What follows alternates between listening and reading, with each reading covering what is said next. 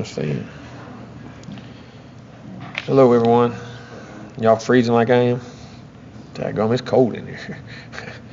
But again, great for our team to come through in the situations they came through in the other night, offensively with a huge drive, defensively with huge stops at the end of the game. Our kids fought very hard all night. Very difficult place to play. Always play us very well up there, which someone alerted me the other day, which I had no idea. It's the first time in 20 years they'd won back-to-back trips to Raleigh, and it's pretty amazing, really, when you think back. That was back in the 90s. And but again, they did a good job. And NC State had a good football team, played very well. But we love the way our kids competed in the game, kept getting better in the game, kept persevering, whatever it was, the challenges they raised up to, and just great for them to finish a drive and then go get a big stop on defense and keep taking steps toward where we want to go, keep working to get better and better. That was a very hard-fought game, so very proud of them there. But we got to pass it. We got to turn the page very quickly. Boston College Friday night game. We're 1 day short. I feel like right now I'm a day behind out there working and trying to get everything in your days and making sure you get enough rest and still get enough practice time and be able to execute what you got on a shortened week. But had to do this before, so it's just things that we have to look at and see and get ready to rock and roll on. And again, Boston College, extremely good defensive football team, 15th in the country, 8th in rushing defense. Big, strong, physical guys, play the box real well. Play a lot of man, big, long, lanky secondary people, tackle very well in space, hit you very well. Offensively, pound the football, multiple formations, multiple unbalanced different fronts. They're throwing the football much better now as the years went on. Quarterbacks really getting a grasp of what they're doing. They're throwing the ball down the field. The backs are running well. Throw a lot of, they always have the tight end throwbacks and things like that. They make you really play. Special teams, extremely sound on defense. On special teams, play well, good returners. Punt returners, very quick, very agile, gets the ball, gets north-south very quickly. Do a really good job in that regard. So we're going to have to get turned real quickly, get back on chore and, move things up preparation-wise a day and be ready to rock and roll. So need to go very quickly. Questions? Jimbo, Boston College, like a lot of teams, will have a really good game, and then the next week doesn't look so good. And when you're watching film, does it make it hard knowing what you're going to get out of it? Well, it's not that. Just sometimes guys, if some teams have hit some big plays on them and played some, and then last week, of course, the quarterback was so dynamic, again, trying to get him on the ground and what they did, and then they threw the ball very well too. But again, you know what you're going to get. They're going to play you tough. They're physical. Every week, though, even when they have been defeated, their up front people play great. They play tremendous leverage, set edges on the defense, play inside with their hands very well, technique, very physical. Some guys have just got some space plays and been able to get ahead of them and then force them on offense to try to do some things they're not as used to doing, and then the game multiplies a little bit on them. But that's been a key. But they're very sound team and play very solid. Steve does a good job with them. Is the game plan for this game one of those that you try to get in early during the bye week to just let the team know about certain tidbits to look out for? During the bye week? Oh, yeah, we looked at some things on our future opponents and things that we had to do to get them. But, you still couldn't put a game plan in because you still had games to go on and you still had the other games coming on. But, we looked at things during that week, to try to give us a leg up. How did Wilson Bell do? Solidly. Had a solid game. Had a couple mistakes on some things, but played very solid. It was good to get him back in there and did a nice job. He played a very solid football game. Were you happy overall with the pass protection? For the most part, yeah. We had a couple that we gave up, and a couple we had miscommunications on. We didn't get passed all the way down the line. On one of them, we had one of the sacks that we got, and there was for the most part, I think that was the only one as far as the miscommunication goes. And then we got beat once or twice, but they're a good defensive front. They could rush the passer, but for the most part, we got the ball in and out for we had to throw it, got it in and out of our hands, made good reads, got open quickly, and for the most part, got in the middle of guys and blocked very well. Much better. When you look at the schedule, we have Clemson followed by NC State, and then on Friday, BC. Regardless of the teams, is this just a tough string of weeks? Oh, it is. You go on the road and the quality opponents. We've had, had as good a schedule as anybody in the country this year. But that's the strength of this league. I think this league is a very good league. And then you come back on those shortened weeks. Sometimes you come back on a Thursday. Now we're coming back on one day. But BC's got the same deal too. Now they got to travel, but they had an earlier game, so it's kind of give and take. But those are tough. In this league, and people, like I can say, people get to know you. People know how to play you. Matchups within the league, teams get used to playing each other, how they do things. It's going to be a tough road, there's no doubt. And then turn around and go up to Syracuse, and we got to go all the way up to Syracuse and come back and then play a great Florida team. So it's going to be very challenging.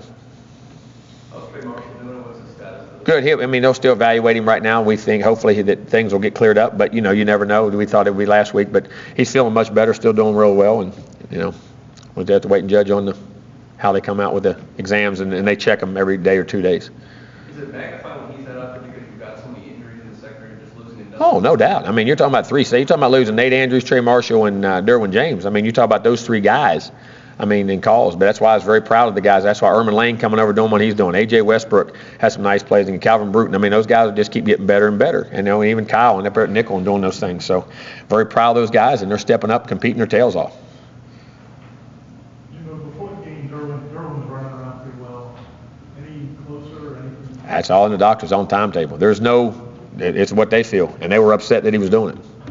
Yeah, because he feels really good, but again, their timetable, because if it tweaks or turns, you know what I'm saying, they were getting on him that they didn't want him to do it, you know what I mean? But he feels really good. But there's no, like I say, it's not like you can test it like you can do a knee sometimes, like even when you ACL.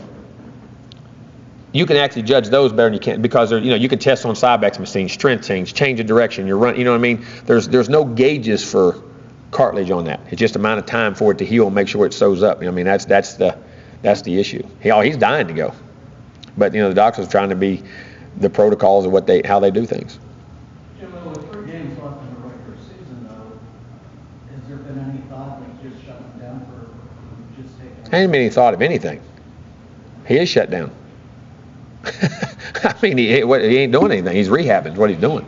I mean, he is shut down. He's not doing anything at all. So we'll have to judge and see when they say he's healthy to play, we'll play, and we'll judge. We're not even thinking about it because it hasn't even been brought up. It's not like it's a major ligament. It's just a piece of cartilage that they're trying to make sure it sews and it keeps in there. All right, anything on Bobo? Any update for him? Yeah, Bobo had surgery this morning, so he'll be out. He had surgery. It seemed to go very well, and I think he's already on his way back home. Tough for obviously a senior to have to. Oh, no doubt. I mean, like I say, how precious those things are. Sometimes, man, I don't want to do this, I don't want to do that, and all of a sudden it's taken away, and you realize how valuable it is to you. And I'm not saying he did. I'm just saying, it's a shame that the guy at the end of his senior year was having a really good senior year to have that happen. Jimbo, you've been vocal in the past about football games being played on Friday nights and interfering with high school games. The decision that the Big Ten just made. Kind of thoughts on playing on Friday? Big Ten is not making. TV's making these things. I understand something. It's the networks. I mean, that's who has your contracts and does things like that. And you agree with them because of the financial things that goes with your conference. I mean, they're going to saturate the field with games, and that's just the way it is. You're going to see games on all nights of the week, Thursdays, Fridays, Saturdays, like the NFL. I mean, that's just the way of our world now, and that's it. I hate it just because of just the high school parts of it and the different short weeks. I mean, that's just and no coach. I don't think any coach likes it, really. But that's just what we're in, and that's the world we're in. So everybody's got the same boat to deal with. Does it change? I mean, you can't have any recruits come in on Friday night.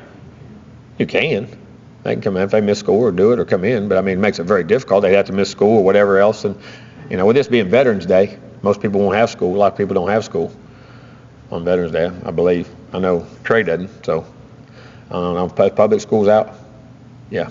I mean, so on that regard, being Veterans Day. But it makes it tough, don't it? I mean, it definitely does. I mean, it makes it much tougher. And then plus, most of them would be playing. Oh, probably. Yeah, most likely. I mean, you got a Thursday or Friday. I mean, either way. So, which I ain't crazy about those either. But. Did Bobo's situation get worse, or did you pretty much? No, he tried to rehab it. It was there, and they just said, see if you could rehab it, see if the swelling would go out. Because just senior year, see if he could play. And he realized he couldn't, so they went ahead and had surgery. How did he kind of take that news? Oh, he was good. He took it. I mean, he knew it. I mean, it was alternative because he knew the swelling and everything else wasn't coming up. I mean, it's not really news. I mean, you know it. You know it. I mean, of course, he's sad. I mean, there's no doubt. Talk a lot about the next man up mentality, take advantage of opportunities. Isn't that exactly what we need to do? Oh, yeah. Nooney and Auden and those guys are all taking advantage of opportunities and getting forced in there and they got to learn on the run and doing what they're doing. Very proud of them, and they're making plays and love them. I have the whole time. And I think they have unlimited potential. We just got to keep getting consistent in what we're doing. When you watch the film, were there more mistakes that we can see that 80 was making?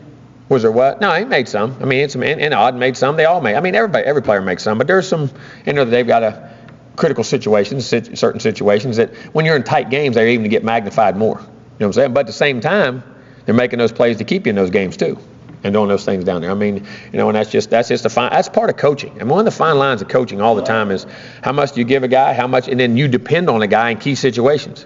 It's easy to sit there, and even I've done it too. I mean, as a coach, why don't they put that guy in the game and play him? He's still better. But at the end of the time, all of a sudden, a critical situation, he bites you. You know what I'm saying? But that's what it is, and that's coaching all the time, trying to get him enough, put him in the right situations. Hope, but you never know till you do it. You got to let him go. It's just like I say, one day the bird's got to fly out of the nest, and they're doing that and doing very well. Very pleased with the progress they're making. I mean, to go out and make the plays and things they've been doing.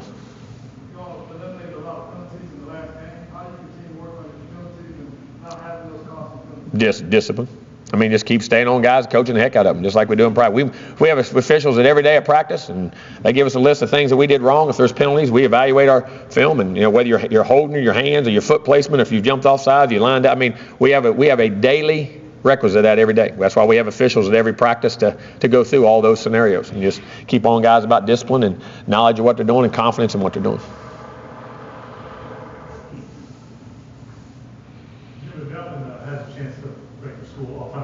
Obviously, been a lot of great backs here. Not all of them started for most of the years. But what do you think separates him from maybe some other great backs? I don't know. I don't. When you start saying who's better, guys have records, but to say who's better, I think you're going down a slippery slope. That's why I don't ever like to compare players, eras, who they play together. Everybody's been great in their own regard, but I mean, to have his name put out there with some of the guys that he's in company with right now shows you how elite he really is. I mean, whichever one you like the best of those guys, but he's definitely one of those guys that's one of the elite guys that's ever played here. I mean, and he's so dynamic. He's learned to catch. He catches the ball well now, and runs physical and big plays. I mean, he's been very special. I mean, he really. I think Warwick made a comment. Brendan or someone interviewed him last year, and he said that Lyles wasn't the focal point of our offense, the way he is. Warwick said he didn't get the ball quite as much as Dalvin. See, those guys all competition go right back. But isn't there something you said about Dalvin's durability too? Oh, the durability to do it, but Warwick also played 4 years. I mean, Dalvin's doing playing 3, and Warwick he played a lot of ball, and they ran a lot when he was a freshman too. He carried it a lot. Dalvin didn't even play to his 6th game as a freshman. And he wasn't. Last year he was a focal point. He became the focal point at the end. And what he did. The first year he wasn't. He had 1,000 for about a half a year, and we had Jamison threw the heck out of the ball. So I mean, from that dynamic, I mean, he's a very special player and one of the unique guys. Both of them, he and Warwick Dunn. I mean, Greg Allen, you go back to Sammy Smith, I mean, all of them, man. I mean, I don't know who else on that list. It's crazy. But to be associated with those names is quite an honor. They're all great in their own regard. Let's take a couple from the callers. Matt? Hey, Jimbo, one other Dalvin question here. Whenever his career ends with you all and you look back on it later, what do you think are the first couple things that are going to jump into your head about his career? How dynamic he was, how explosive he was, how consistent he was. I mean, extremely consistent in how he played week in, week out. Very dynamic, very explosive, game changer, and a tremendous competitor. What's the most impressive thing you ever saw him do in a game or in practice or what have you? There's no one certain thing. To me, the most impressive thing is how consistent he is doing it. I mean, how he does it over and over and over and over again. We all say, well, that's just Dalvin. To me, that's a sign of greatness, is when you start to take that greatness for granted. And to me, that's the most impressive thing I ever seen him do. How hard he works, but just how consistent he is at being dynamic, which is extremely, extremely hard, especially when everybody in the world is trying to stop you. Thanks, Jimbo. Thank you. Gary? Yeah, Jimbo, will it hurt your recruiting in any way that you have this one home game where obviously you won't be able to bring in as many high school kids because they're going to be playing somewhere? I don't think so. I really don't. I mean, I don't think there'll be anything. I mean, because recruiting now is done years ago. Maybe it would have done it, but the way the accessibility and people get to your games and get to your stadium and do things they do now and in our world we're in now, I don't think it has as big an effect. I really don't. Okay. And when they made the announcement about going to Friday nights on a limited basis in the Big Ten last week, Michigan already said they're not doing it. Penn State said they're not doing it at home. Maybe their deal is different, but do you do ACC coaches have the option to say, no, we're not doing this? I say that stuff all the time. It don't seem to work. No, I don't. I mean, maybe they have some things that we don't. I don't know. I mean, I don't know how they could do that. I'm not aware of what their circumstances are, but they told us we'll play when they tell us to play. Thank you. Thank you.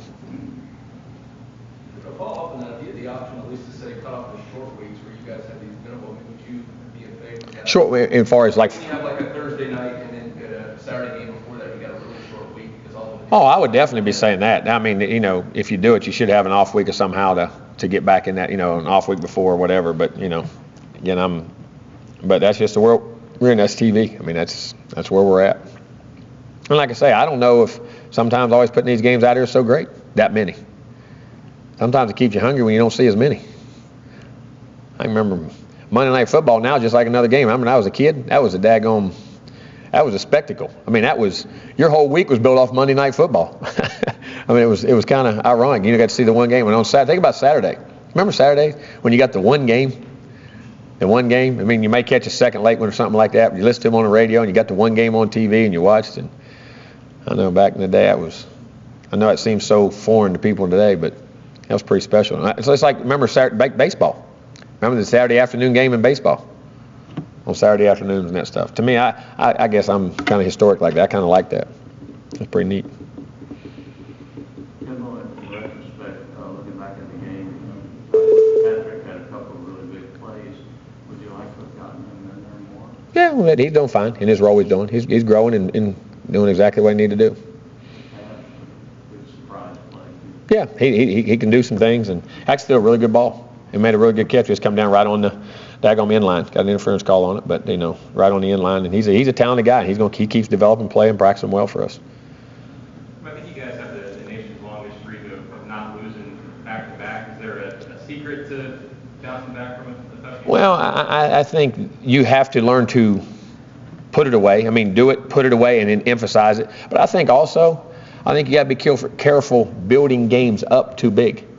Because I think that's, you know, if you build a game up so big, it's your Super Bowl, and all of a sudden it's the middle of the year and something happens, you lose it. Well, you still got 5 games left to play. There's a lot to play for, and all of a sudden you're going a 2 or 3 game skid, you know what I mean, in that regard. So, I mean, I think there's a fine line in that. And I've never believed, I understand all games are big because they count a win and a loss. They don't think all games are big, lose one. That's what I always said. And they become big games.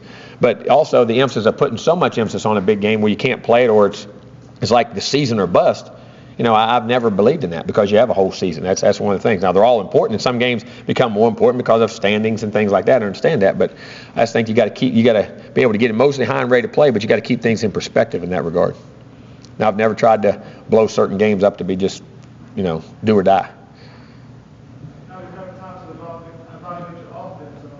A lot of they grade out, and some things going to work with them on this upcoming week. Very efficient in the red zone. Again, third down, we could have picked up a couple more third downs, which we dropped off just a hair in the last week or so, which we were really, really, really good. We're still up our tops in some of the middle parts of the top of the league, but we were right at the top of the league, and then keep getting at bats there. Had a couple drops in that game that were critical that hurt us in the game. But, you know, just staying efficient. We're blocking much better. We're running the football, moving the ball well, and just finishing those drives. I mean, we just got to, again, the drops in that last game, you know, got us a couple times, and, you know, hopefully just, you know, get started. Finishing up drives early. We had those drops early. 2 of the first 3 drives we had drops. Jimbo, typically when a player gets a penalty, you can use it to teach a moment and say, here's what you did wrong. What do you tell Brian Burns? Well, I told him, first of all, one thing that I like, he tried to avoid the contact. Now, again, there may be contact, that's part of the rule. I'm going to have to get interpretation on that. I'm not saying it was right.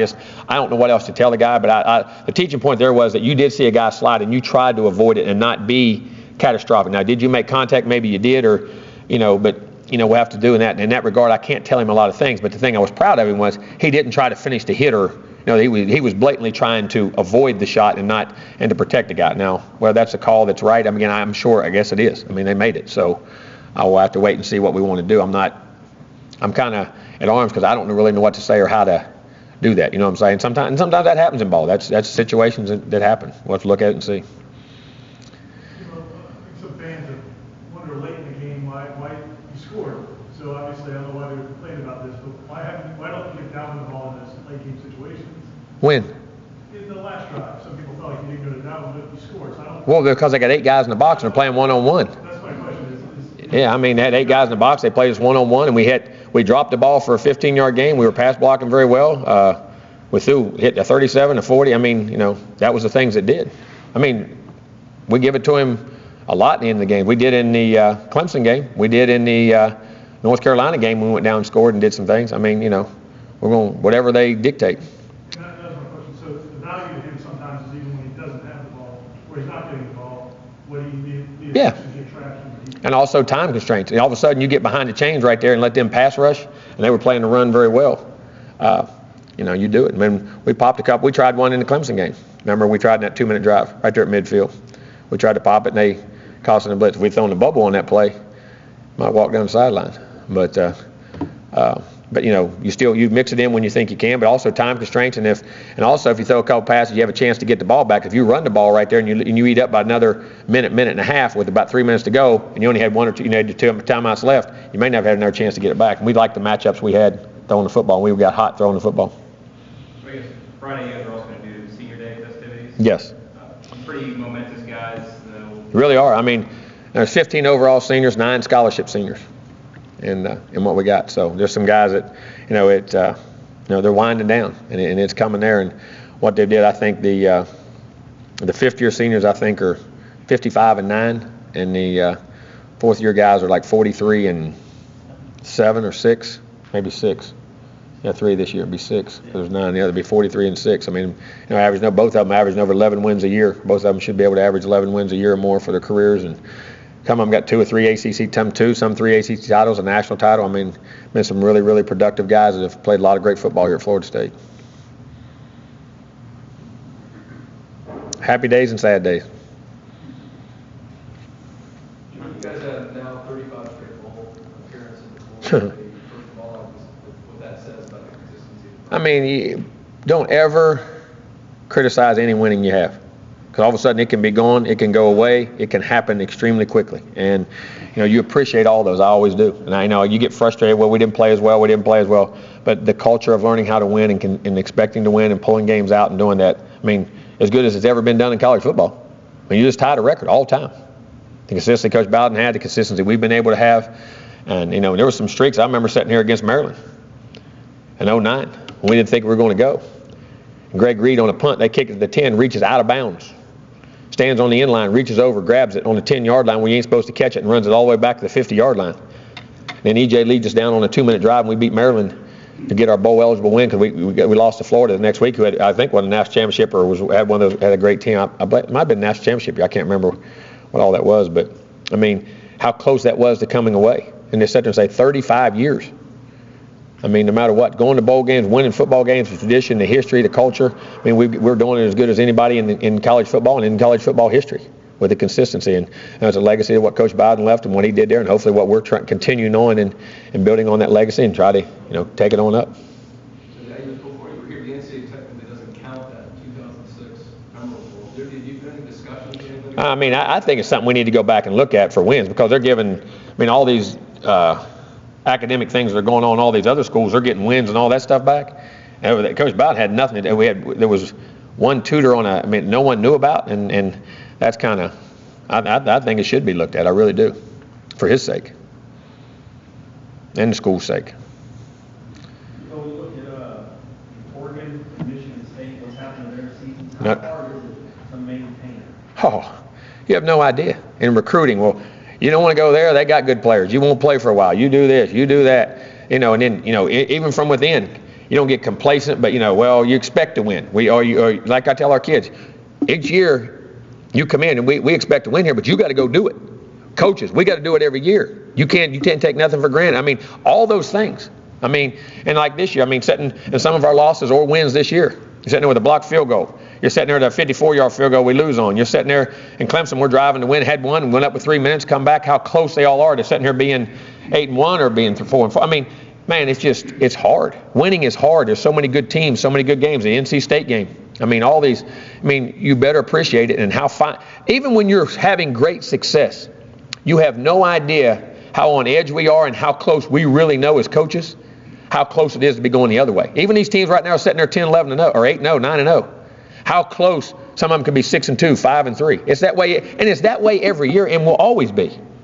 That's why the scratch and claw and fighting, the culture of 35 straight bowl games and all that is, man, it's you can never, ever, ever, ever take any of that for granted.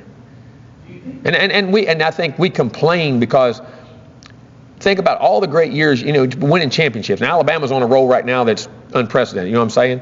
But Coach Bowden coached and won as many games as anybody. He won 2 championships. Joe Paterno coached as many years as he won, all-time winnings, won 2 championships. Them guys won 3. There's not many. I mean, and people get it, well, it's championship or bust. It is. I mean, that's our goals. But dadgum, just to win and have 10 wins and 11 wins, and that's what I hope doesn't go away with the play. And that's my one fear of the playoff system, that we're going playoff or bust, and we don't appreciate winning bowl games. We don't appreciate beating your rivals. We don't appreciate winning 9, 10, 11 games in a year, having great success. That I think the culture of this game, and you're going to change it. That's what I said. We got to be careful. I've had this discussion with some national people that believe the same thing, and they see how this trend goes. And it's our society, and you got to be very careful of not appreciating just winning and consistency and doing those things for the kids' sake, for your sake, for everybody's sake. Or it makes it so miserable you don't even want to do it as a fan. Do you think what Nick has done in Alabama has skewed perception a little bit? It does. Right now it has. Great for more than half a decade. Yeah, right now. And think about this. He was at Michigan State and LSU and didn't do it. I mean, he had to go to pro ball and then came back and has gotten it done. What I'm saying is you learn and you get older. Think about this. Coach Bowden never won a national title until he was 63. He won them at 63 and 70. Paterno was very old.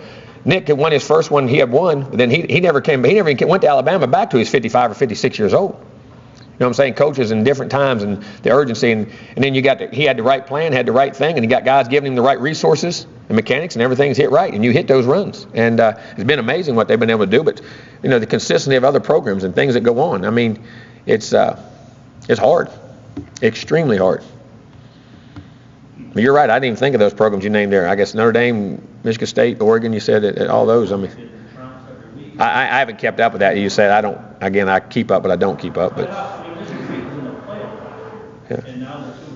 And Mark D'Antonio is still a phenomenal football coach. Mark Helfrich, Brian Kelly, all those guys are still. They didn't lose their knowledge of what goes on. Just how hard it is to persevere and win.